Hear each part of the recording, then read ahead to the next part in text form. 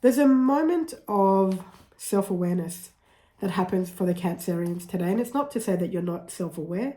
It's more that this is a moment that runs deeper than you've experienced before, dear Cancer.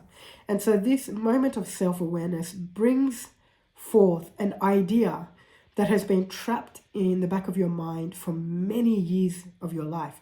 The idea is a conversation around what isn't possible for you.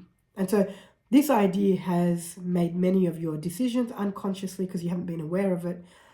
It's what has, my English is going to sound so bad here, but it's what has gotten in your way or blocked you from being able to pursue and also succeed in some of the,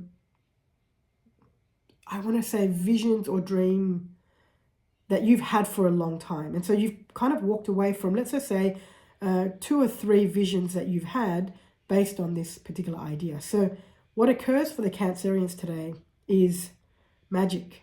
And the magic, I feel like it's magic. The magic is you get to see and hear the content of this idea and how, it works through your mind in particular. How it works through you to tell you what isn't possible.